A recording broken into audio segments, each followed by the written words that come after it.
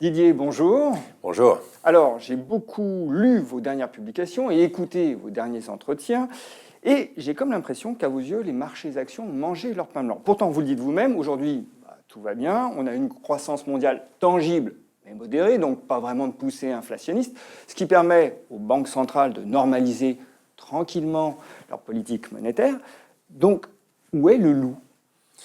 Oui, alors le premier loup, c'est que ce constat, il est effectivement très large, tout le monde l'a bien fait, et donc il est reflété en grande partie dans les marchés.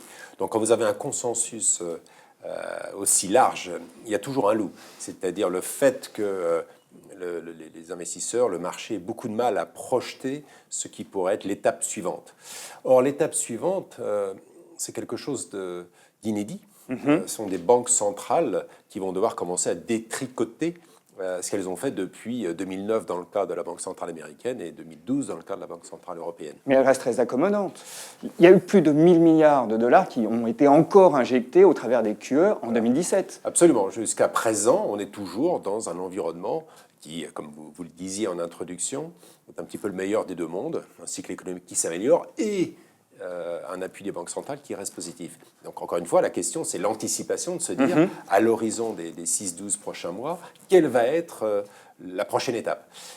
Et donc il y a deux sujets, me semble-t-il, qui méritent en effet de regarder ça de plus près. Le premier, c'est cet environnement de liquidité. Et encore une fois, on va voir là un point d'inflexion. C'est-à-dire, d'une part, vous allez avoir en Europe quelque chose d'assez majeur, qui va être la réduction effective des injections en question. Mais on parle que de réduction des injections. Absolument, ouais, c'est un point d'inflexion. C'est-à-dire qu'il y aura toujours, c'est le fameux tapering qui a eu lieu déjà aux États-Unis, mais qui va maintenant avoir lieu en Europe. Et ça aura une réelle incidence ? Alors, ça a une incidence parce que ça va accompagner d'autres inflexions qui vont dans le même sens. Aux États-Unis, vous allez avoir non seulement continuation probablement d'un petit relèvement des taux d'intérêt, mais là, ce ne sera plus une réduction des injections, ce sera une réduction effective de la taille du bilan de la Fed, qui là aussi va être enclenchée avant la fin de l'année. Donc sur le plan du soutien monétaire, nous allons avoir un point d'inflexion à ce deuxième semestre, auquel j'ajouterais, même si ça paraît lointain, le comportement de la Chine, qui lui aussi consiste à lever le pied sur le soutien, c'est moins monétaire que crédit, mais qui a été très fort jusqu'à présent et qui commence à s'alléger. Donc ce volet, je dirais, qui a propulsé les marchés jusqu'à présent du soutien monétaire, va connaître globalement un point d'inflexion au deuxième semestre. Alors ce qui est intéressant, c'est qu'au même moment, on pourra avoir peut-être un point d'inflexion également sur le compartiment croissance économique. Alors de ce côté-là, ça devient intéressant. Vous imaginez un ralentissement de l'économie mondiale ou pas ? L'économie mondiale n'est pas aussi synchrone qu'on peut le lire parfois. En réalité, il y a un séquençage, je dirais, de ce cycle économique, parce qu'il faut se souvenir qu'il est né il y a 1 an et demi à peu près en Chine, quand la Chine a réagi à ce fort ralentissement fin 2015. En faisant comme d'habitude ? Voilà, en faisant comme d'habitude, une relance par le crédit bancaire, ouais.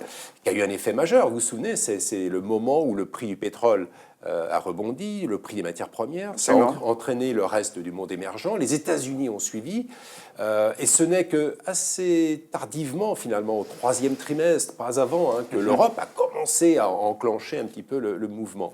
Ce qui veut dire qu'aujourd'hui, on est pareil, de la même manière, dans un petit peu ces décalages de cycle. La Chine essaye délibérément, comme vous dites, toujours à la manière chinoise, ils ne subissent pas le cycle, ils essaient de l'enclencher eux-mêmes, commencent à essayer de gérer un ralentissement. Alors les États-Unis ne souhaitent pas, eux, un ralentissement. Mais on a un cycle d'une longueur exceptionnelle. Et on sait bien que les cycles ne durent pas éternellement. Oui, en même temps, il ne meurt pas de vieillesse, donc c'est toujours effectivement cette question de ce cycle américain. Je pense que peut-être la confusion qui est faite parfois est entre cette grande période d'expansion qui effectivement est très longue et qui date en gros de 2009, et puis des cycles intermédiaires, des cycles économiques intermédiaires. On a cette phase d'expansion, c'est-à-dire sans récession depuis 2009, mais on a eu en 2015, souvenez-vous, un fort ralentissement. Ce n'était pas techniquement une récession, mais c'était un fort ralentissement qui a précédé ce rebond de 2016. Pardon, juste Je vous sur en ce prie. point-là, ce mini-cycle, ce cycle intermédiaire qui est né en 2016 aux États-Unis, est en train, et tout le monde peut le voir hein, si on regarde d'un petit peu près, est en train aujourd'hui de donner des signes d'inflexion. C'est-à-dire qu'on n'est plus en accélération aux États-Unis, on est en stabilisation. Et donc le point suivant, et le sujet c'est les 6-12 prochains mois, le point suivant c'est véritablement une décélération de la croissance américaine. Et donc ce qui est intéressant, c'est de se dire, si on a cette décélération de la première économie du monde, décélération de la Chine, la deuxième économie du monde, et retrait progressif de cet apport de liquidité, quel sera l'impact de ces points d'inflexion concomitants sur les marchés? Pour moi, c'est ça la question des 6 prochains mois. Alors, je reste sur les États-Unis parce que, bon, vous abordez la question de la décélération économique, mais elle serait concomitante avec des valorisations qui sont au pinacle. C'est peut-être aussi ça, c'est peut-être là que le bas blesse également. Oui, alors l'impact sur les marchés va être fonction des valorisations, et effectivement, les valorisations reflètent ce consensus qu'on décrivait en introduction. Cependant, là aussi, il faut aller un petit peu dans la granularité suivante, c'est-à-dire voir un petit peu ce qui se passe sur le plan sectoriel. Quand vous regardez les valorisations élevées du marché américain, elles sont élevées en grande partie, non pas à cause des valeurs cycliques proprement dites, Des valeurs technologiques. mais voilà, plutôt les valeurs de forte croissance. Et donc là, on a un sujet qui est assez décisif, c'est-à-dire dans quelle mesure le scénario qu'on vient de décrire, entre liquidité et inflexion sur la croissance, va favoriser soit le secteur cyclique, soit les secteurs de croissance. Et là, la réponse n'est pas évidente. Hein. Si effectivement le point principal, c'est une décélération de la croissance, alors les valeurs exposées sont les valeurs cycliques. C'est elles qui risquent de subir cette déception. A contrario, si ce resserrement monétaire, pour résumer, devait faire monter les taux d'intérêt, alors au contraire, ce sont les valeurs de croissance qui sont très sensibles hein, au taux d'actualisation qui le subiraient. Notre sentiment. J'allais vous poser la question, voilà. parce que vous êtes dans l'attente. Il faut choisir. Il faut choisir, exactement.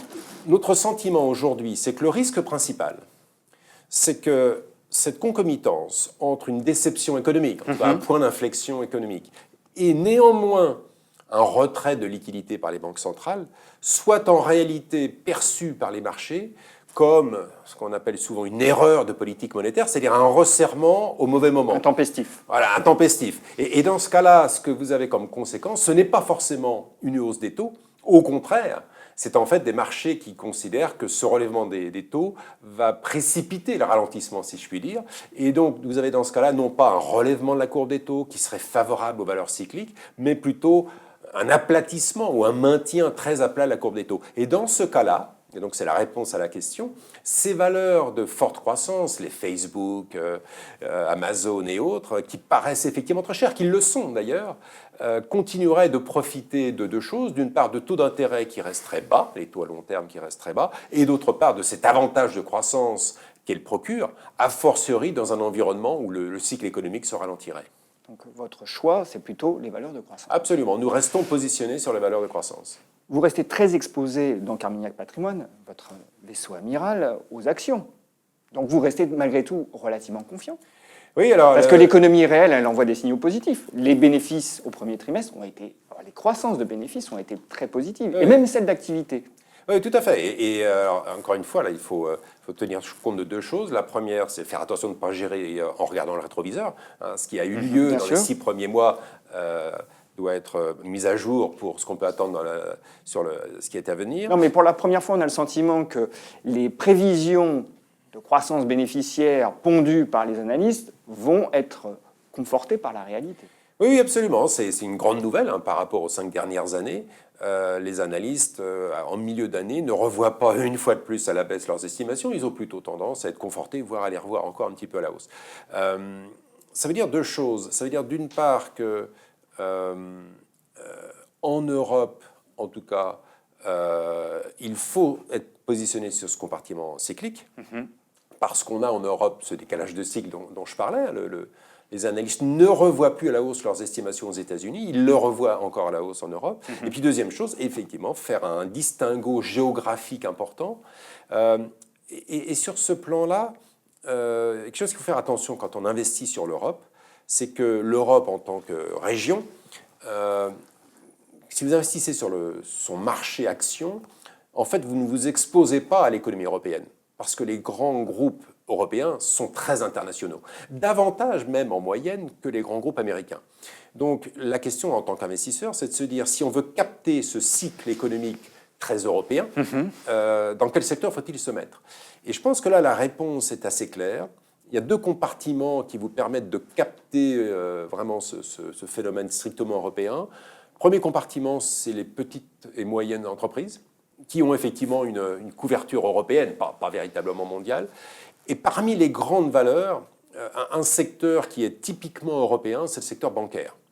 Parce que les banques européennes, que ça nous plaise ou non, n'ont pas véritablement réussi à prendre une dimension mondiale dans leur contribution au résultat.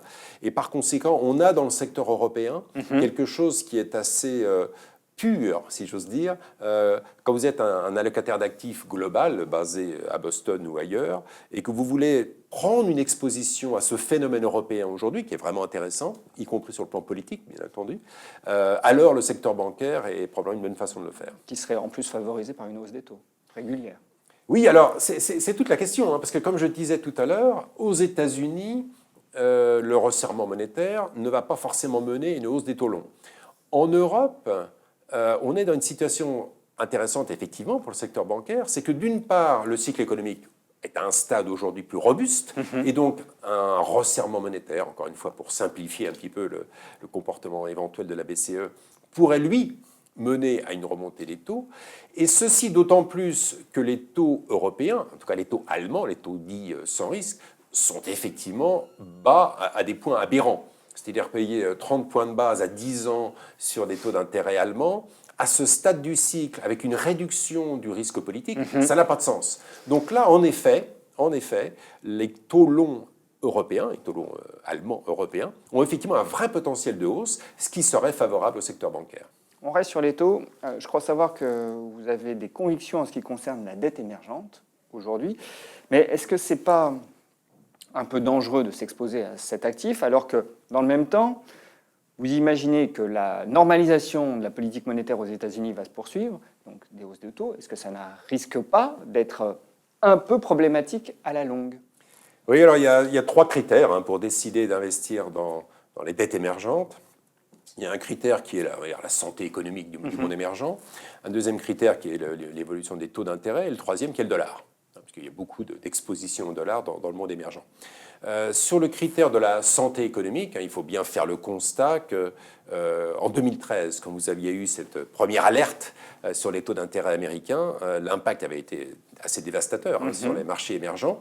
Quand vous comparez la santé économique du monde émergent en 2013 à ce qu'elle est aujourd'hui, vous constatez qu'il y a eu véritablement un très grand progrès qui a été fait. Donc il y a une qualité économique du monde émergent qui est incontestable.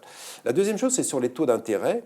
Je dirais deux choses. La première, c'est que pour gérer ce risque que vous mentionnez d'exposition au risque de taux d'intérêt, la réponse de base, c'est d'investir sur la dette locale et non pas la dette externe, c'est-à-dire dette externe qui serait en gros liée aux taux d'intérêt mondiaux, donc taux d'intérêt américain plus une marge de crédit. Et effectivement, là, vous avez un risque direct sur les taux globaux, alors que si vous achetez sur de la dette locale, là, vous raisonnez principalement sur des fondamentaux locaux, c'est-à-dire dans quel sens va l'inflation. Principalement, c'est ça qui dirige les taux d'intérêt. Or, quand vous regardez dans le monde émergent, vous êtes aujourd'hui toujours sur des phénomènes de décélération de l'inflation. C'est le cas au Mexique, c'est le cas au Brésil, c'est le cas en Inde. Par conséquent, les fondamentaux pour la dette émergente, du point de vue des taux d'intérêt, sont favorables. Et puis, il reste une troisième chose, c'est que la sensibilité au dollar pose la question qui peut être décisive au deuxième semestre de l'évolution du dollar. Par rapport à l'euro pour nous, mais clairement pour le monde émergent aussi. Et là, on a un sujet qui me semble très, très puissant. C'est-à-dire que le raisonnement qui a été tenu par beaucoup d'investisseurs jusqu'à récemment consistait à dire que le dollar devait s'apprécier parce que... grâce à la reflation trumpienne. Alors voilà, et ça a été le cas d'ailleurs. Hein. Après l'élection de Donald Trump, pendant 2-3 mois, le dollar s'est apprécié.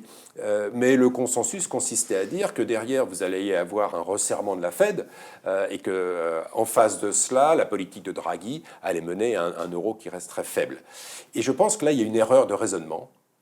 C'est-à-dire qu'on est dans une situation où, au contraire, je pense que le marché se fait quelques illusions sur la capacité que va avoir la Fed à véritablement pousser sa politique de normalisation, de relèvement des taux.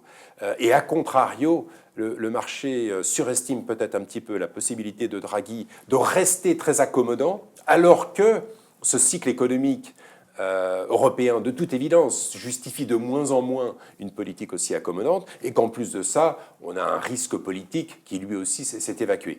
Et donc, il y a peut-être là dans le marché une sous-estimation du potentiel de renforcement de l'euro par rapport au dollar. Ce qui, pour le monde émergent, est une très bonne nouvelle. Hein, si l'on craignait une forte appréciation du dollar, alors oui, il y aurait un sujet de préoccupation pour le monde émergent. Dès lors que le dollar, au contraire, est peut-être un peu aujourd'hui surestimé, je pense que c'est un risque qui a été évacué pour les 6 prochains mois pour le monde émergent. Et d'où l'intérêt d'investir en devises locales. Absolument. Didier, merci. Merci.